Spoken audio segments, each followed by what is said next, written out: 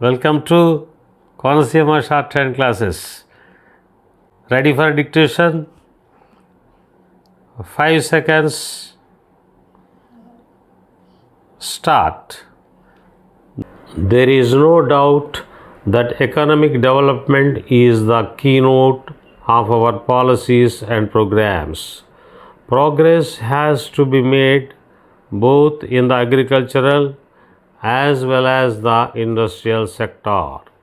Undoubtedly, we have passed through a crisis in so far as the question of food grains was concerned. It was a difficult period, a period of scarcity as well as of rising prices. We pursued a policy with which perhaps you did not agree.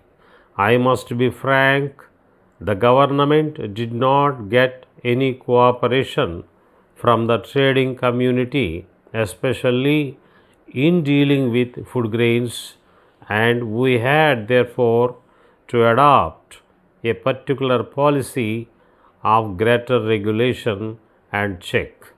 You will excuse me if I say so that your federation has also not been very helpful in this regard.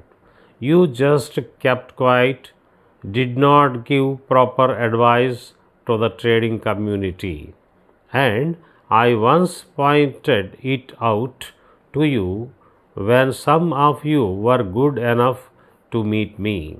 However, I must say that our policy has borne fruit.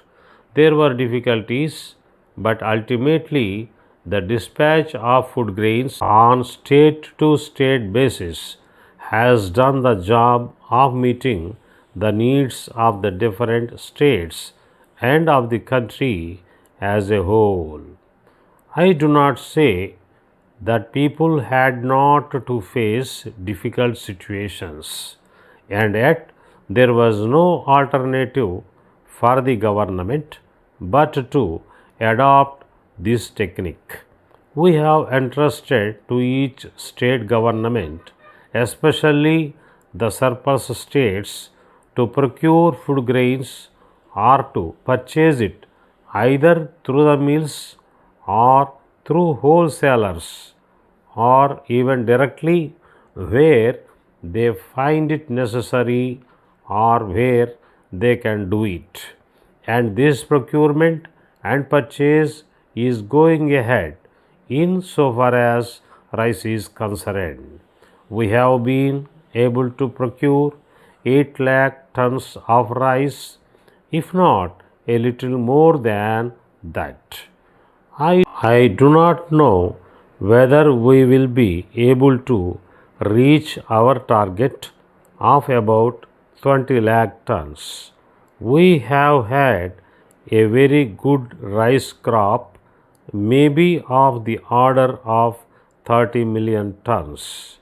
We expect to have good rabi crop, and with the help of the local production as well as with imports, especially from the United States of America, we will try to build up a buffer stock so that in times of difficulties, this buffer stock would come to our rescue. The market may not go up and down and create difficulties for the common man. It is therefore that we still stick to each state being a zone. However, I must say that we do not feel satisfied with the present arrangements.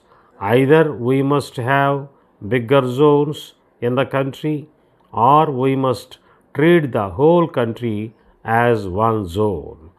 We will certainly have to consider this. Insofar as industries are concerned, I am sorry to note that you have drawn up a very dark picture. As far as, dear sir, I am in receipt of your letter dated 10th August informing us about the non receipt of certain sealed packets which have been sent to you by our lorry service last month. We regret very much to hear it, and we feel sorry for the inconvenience, if any, caused to you in this regard.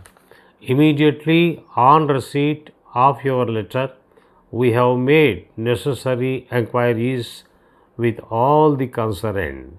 We have also given instructions to all our branch offices to make every effort to search for the missing packets and let us know immediately.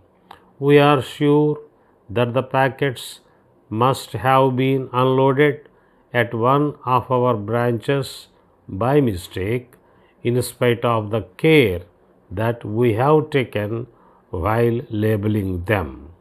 We shall let you know about the missing packets shortly.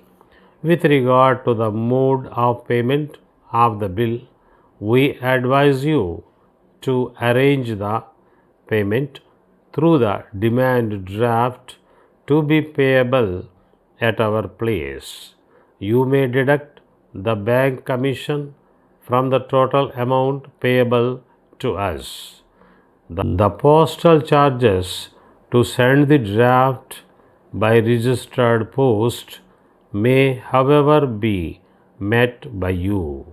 We shall send you the stamped receipt as soon as the draft is received by us.